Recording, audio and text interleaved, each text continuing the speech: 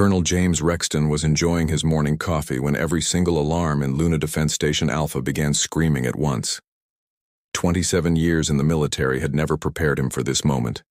Red lights flashed, sirens wailed, and computer screens across the command center exploded with warning messages. "What the hell is happening?" Rexton shouted over the chaos, rushing to the main tactical display. Sergeant Mills, the station's senior radar operator, looked up with wide, terrified eyes. "Sir, we have a massive contact dropping out of hyperspace. It's bigger than anything in our database." The main screen flickered to life, showing a sight that made Rexton's blood run cold. A colossal alien warship hung in space like a dark metal mountain, its hull bristling with weapon ports and strange energy conduits. The vessel measured over 15 kilometers long, dwarfing Earth's largest battleships. "Tech Specialist Nova, report," Rexton barked. Nova's fingers flew across her control panel, sweat beading on her forehead. "Colonel, this thing just appeared, without warning. No hyperspace signature, no energy buildup, nothing. It's like it materialized from thin air." Every alarm system humanity had built was going insane. Threat assessment computers overloaded trying to process the readings. Defense satellites struggled to track the massive vessel. Communication arrays sparked and died as they attempted to scan the unknown technology. "Sir," Mills called out, his voice cracking. "I'm reading energy signatures unlike anything we've ever seen. This ship is charging weapon systems." Rexton felt his heart hammering against his ribs. This was the nightmare scenario every military commander feared. First contact with a hostile alien species, and they had brought a ship capable of destroying entire worlds. "Open emergency channels to Earth Command, Mars Defense Grid, and all fleet elements," Rexton ordered. "Priority Alpha Red. We have hostile alien contact." Nova shook her head frantically. "Sir, communications are being jammed. Some kind of interference is blocking all our transmissions. We're cut off." The alien ship began moving, accelerating toward Earth with purpose and menace. Its weapons systems glowed with an ominous blue light that seemed to pulse like a heartbeat. Smaller craft began emerging from launch bays along its hull, swarming out like angry insects. "Count those fighters," Rexton commanded, grabbing his command headset. 100, 200, sir. I've stopped counting at 500. They keep coming." Rexton stared at the tactical display showing the approaching armada. Humanity's entire space fleet consisted of maybe 40 combat-ready vessels scattered across the solar system.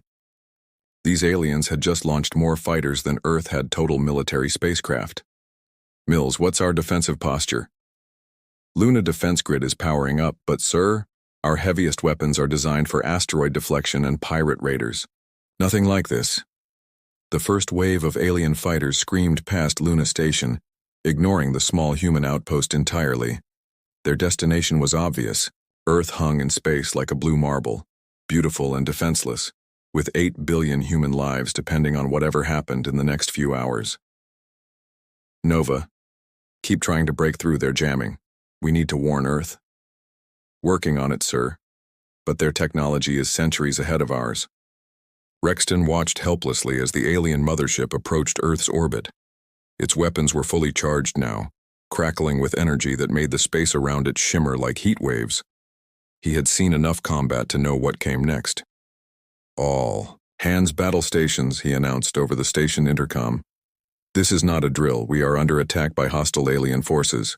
The colonel knew that Luna Defense Station Alpha, with its crew of 200 brave men and women, stood no chance against what was coming. But they were humanity's first line of defense, and they would not go down without a fight. As he watched the alien fleet position itself around Earth, Rexton made a silent promise.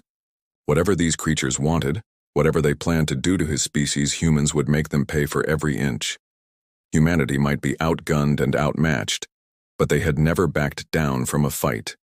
The attack was about to begin, and Earth's children would show these aliens what human determination looked like. General Patricia Voss was in the middle of a strategy meeting when the blast doors of NORAD Command Center slammed shut, and emergency lighting bathed everything in hellish red. 30 years of military service had taught her to recognize the signs of impending disaster. but nothing had prepared her for this moment. "General, we have multiple contacts in Earth orbit," shouted Lieutenant Brooks from the communications station. "Luna Defense went dark 12 minutes ago, but we're picking up massive energy signatures." The main tactical display flickered to life, showing a sight that made every person in the command center fall silent. A colossal alien warship hung above Earth like a sword of judgment, surrounded by hundreds of smaller attack craft positioning themselves over major population centers. "Get me President Hayes on the secure line now," Voss barked, her training overriding the shock. Admiral Trek burst through the blast doors, his face grim. "Patricia, tell me you have good news." "The opposite, Marcus. We're looking at a full-scale alien invasion. Their mothership is 15 kilometers long and bristling with weapons we can't even identify." President Hayes appeared on the secure video link, his face pale in the emergency lighting of the White House bunker. "General Voss, what's our situation?" "Mr. President, we have hostile alien forces in orbit. They've jammed all communications to our outer defense stations. I'm recommending immediate implementation of Defense Protocol 7. The words had barely left her mouth when the first energy beam lanced down from space. The alien weapon struck London with the force of a nuclear bomb, but instead of an explosion, the entire city simply vanished in a column of blue light. 8 million people gone in seconds. "Dear God," whispered President Hayes. More beams began falling from the sky. Paris, Tokyo, Moscow, Sydney. One by one, Earth's greatest cities were being erased by weapons beyond human comprehension. The alien fighters swooped down like birds of prey, targeting military installations and government buildings with surgical precision. "All fleet elements, respond immediately," Admiral Trek shouted into his headset. "Earth Defense Fleet Alpha, engage hostile contacts." Voss watched the tactical display as humanity's space fleet scrambled to respond. 43 ships against an armada of thousands. The human vessels launched everything they had: nuclear missiles, railgun projectiles, energy weapons. Most of their attacks never reached the alien ships, deflected by some kind of energy barrier. "General, we're getting reports from the Pentagon," called out Major Davis. "Fighter squadrons are launching from every base still operational. They're requesting attack vectors." "Send them everything we have on alien fighter positions," Voss ordered, "and get our missile defense systems online. If we can't fight them in space, we'll fight them here." The first wave of human fighters screamed into the sky, F-35s and F-22s climbing toward orbit to face an enemy from the stars. Voss knew it was suicide, but someone had to buy time for the civilian evacuations. On the main screen, she watched as Captain Williams led the first squadron into combat. The human fighters were fast and agile, but the alien craft moved like nothing she had ever seen. They twisted through space in ways that should have killed their pilots, firing weapons that turned Earth's finest aircraft into expanding balls of plasma. "Captain Williams, break off and regroup," Admiral Trek called over the radio. Williams' voice crackled back through heavy static. "Negative, Admiral. We're making our attack run. These bastards want to fight. They've got one."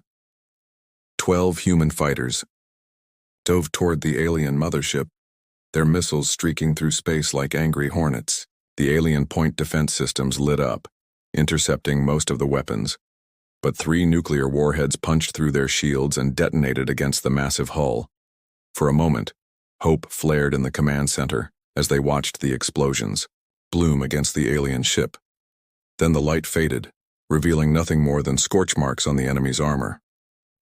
"Direct nuclear hits with minimal damage," reported the sensor operator. "Their hull material is incredibly resistant." Captain Williams's squadron was gone, vaporized by alien return fire, but they had proven something crucial. The aliens could be hit, they could be hurt, it would take everything humanity had, but they weren't invincible. "General, President," Hayes's voice cut through the chaos. "I'm authorizing the release of all classified weapons systems, Project Thunderbolt, the orbital kinetic platforms, everything." Voss nodded grimly. "Understood, Mr. President. We'll make them pay for every inch." More cities fell to the alien bombardment, but humanity was fighting back now. Ground-based missile batteries opened fire, sending streams of interceptors toward the alien fighters. Some found their mark, and burning alien craft began falling from the sky. In bunkers around the world, human survivors were organizing resistance cells. In underground facilities, weapons designers were studying alien wreckage and working frantically to level the playing field. In the skies above, human pilots continued their desperate battle against impossible odds. The alien attack had caught humanity by surprise, but they had made one critical mistake. They had started a war with a species that had spent its entire history fighting.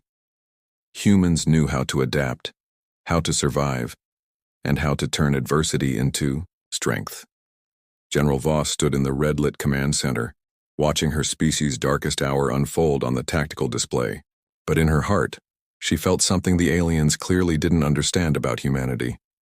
They had awakened Earth's warrior spirit, and that was a force that had never been defeated.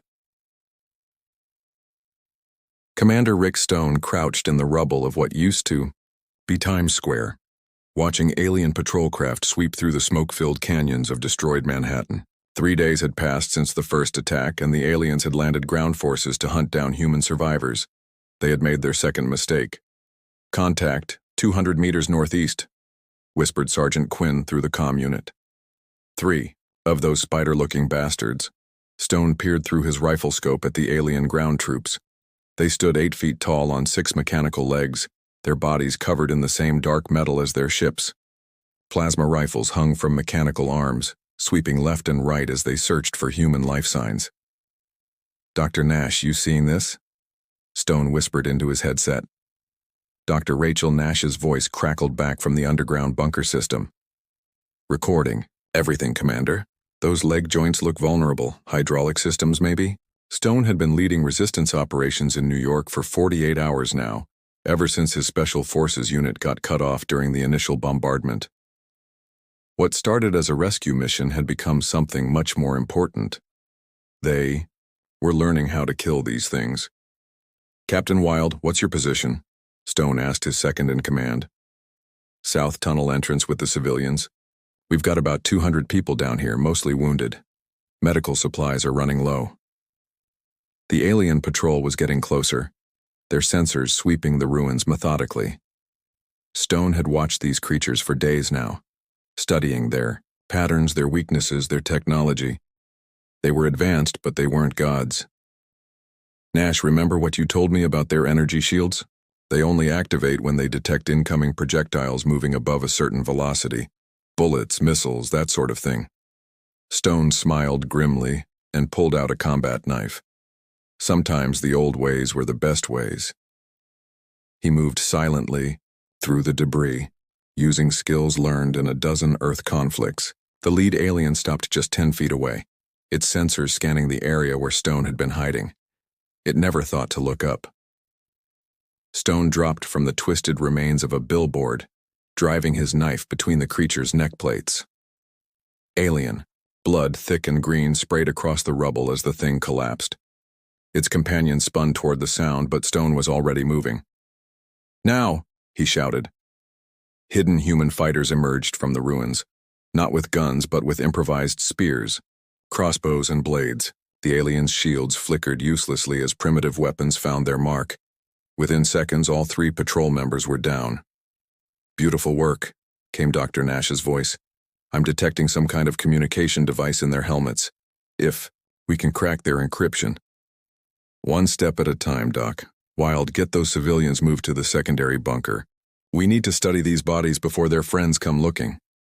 Captain Wild emerged from a subway entrance leading a group of survivors. Among them were teachers, accountants, construction workers, ordinary people who had become warriors, out of necessity. They looked at the dead aliens with a mixture of fear and satisfaction. "Commander," said Maria Santos, a nurse who had been treating wounded fighters. "The children are asking when they can go home."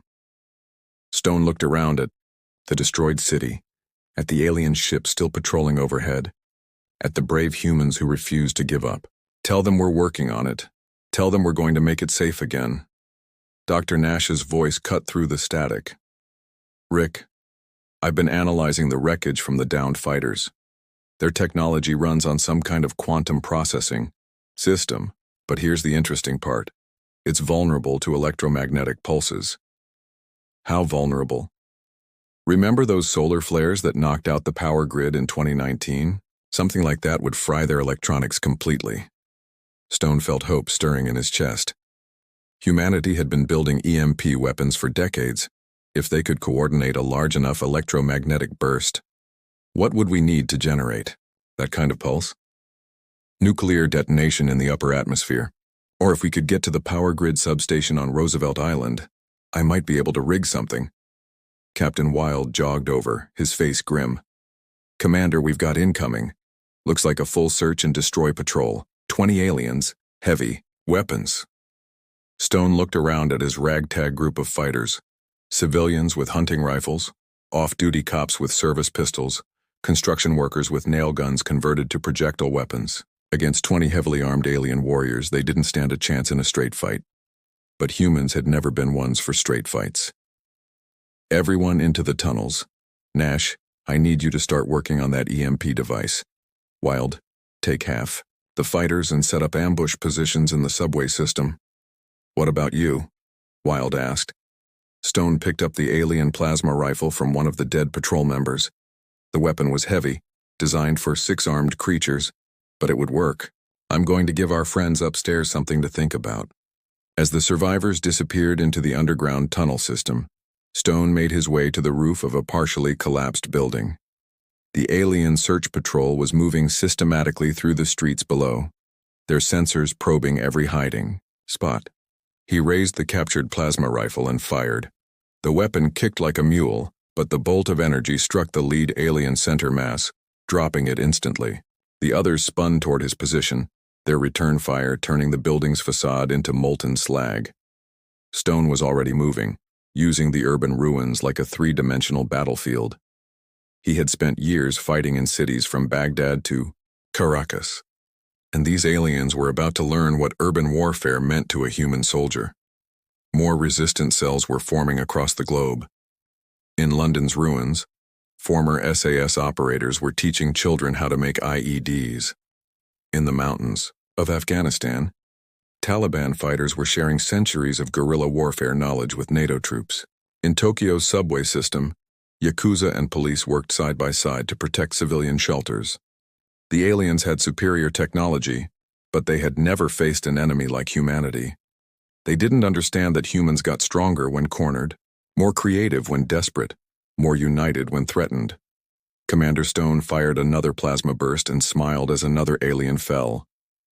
They wanted to hunt humans? They were about to learn why Homo sapiens had conquered an entire planet.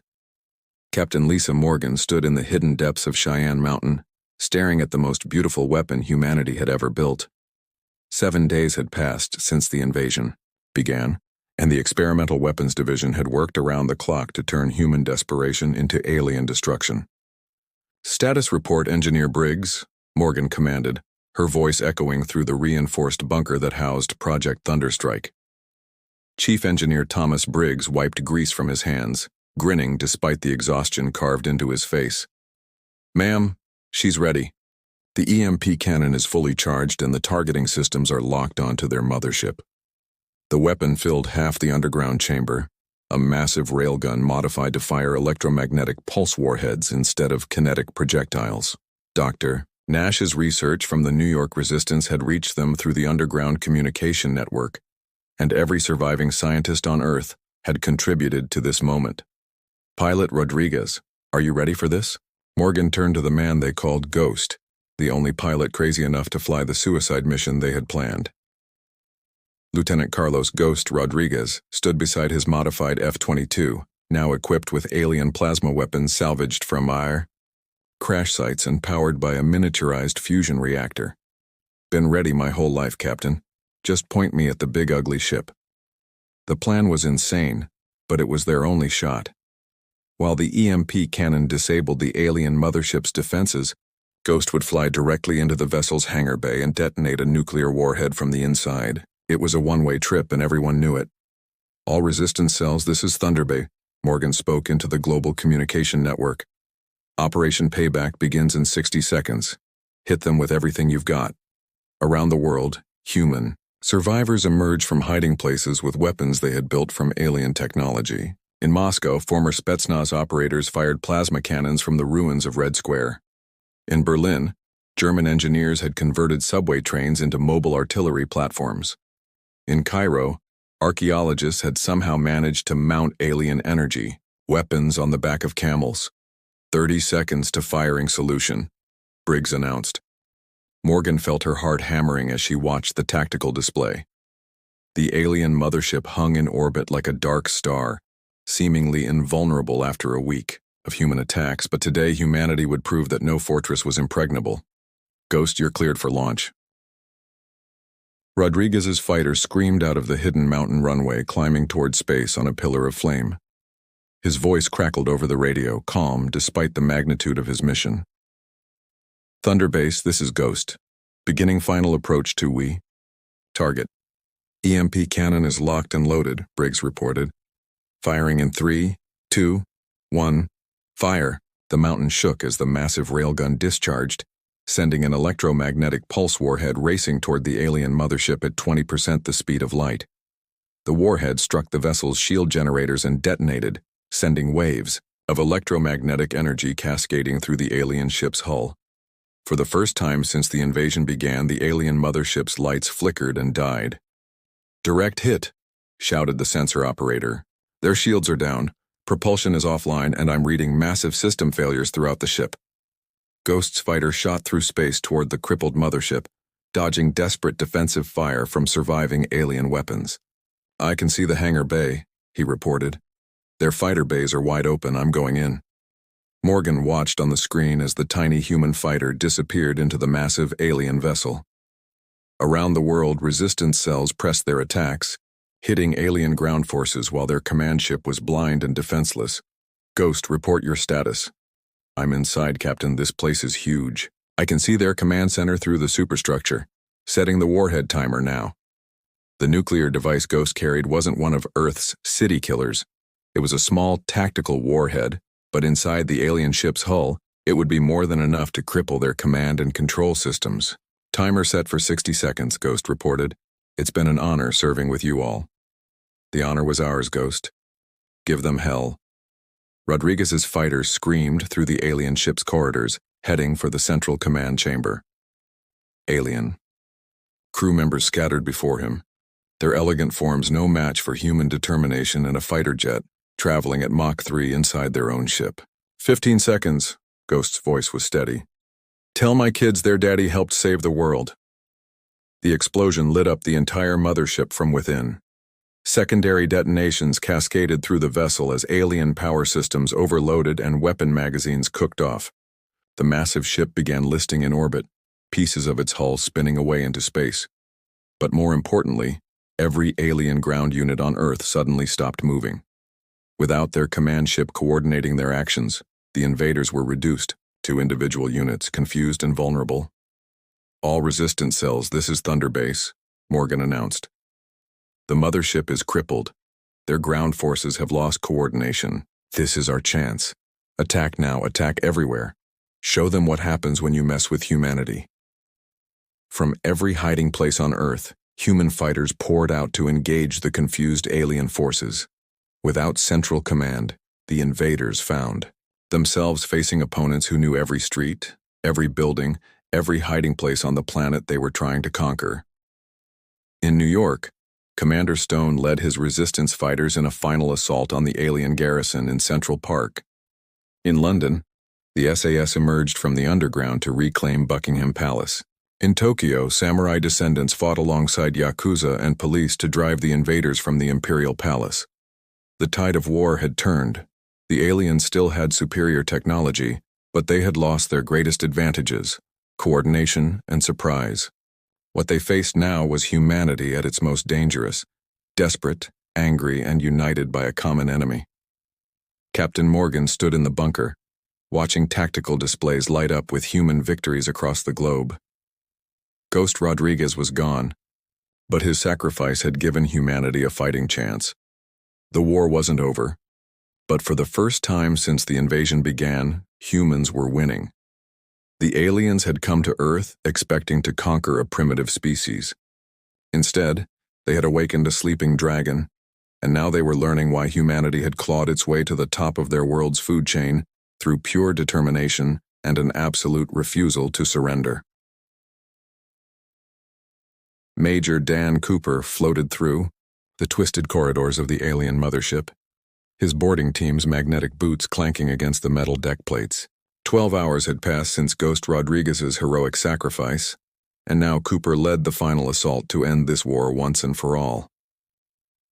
"Jenkins, how many charges do we have left?" Cooper asked his demolitions expert as they moved deeper into the crippled vessel. Sergeant Mike Jenkins checked his pack. 6 plasma bombs and 1 nuclear device, sir. Should be enough to turn this floating scrapyard into space dust. The alien mothership was dying around them. Emergency lighting flickered through smoke-filled passages and the artificial gravity failed intermittently. But Cooper knew the aliens weren't finished yet. Somewhere in this maze of metal and machinery, their commander was organizing a final defense. "Movement ahead," whispered Corporal Davis, raising her captured plasma rifle. 3 contacts, heavily armed. Cooper peered around the corner and saw them.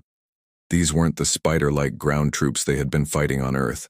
These aliens were different, taller, more elegant, with flowing robes that seemed to shimmer with their own light. "Command staff.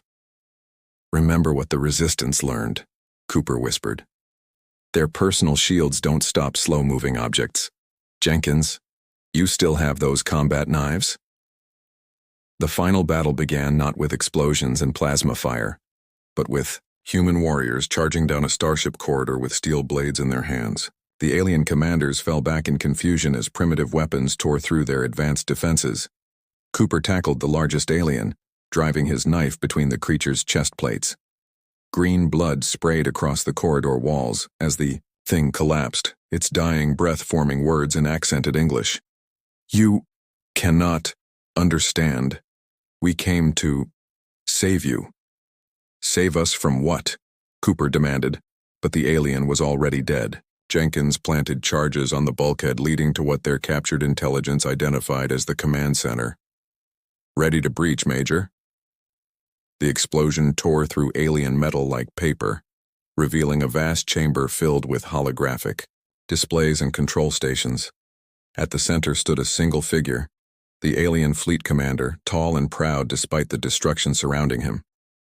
"I am Vextar, war leader of the hegemony," the alien said, his voice carrying clearly through the chamber's acoustics. "You fight well for primitives, but you do not comprehend what you have done."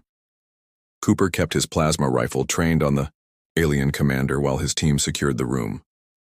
"What I comprehend is that you attacked my world and killed my people. That's all I need to know." Vextar gestured to the holographic displays around them.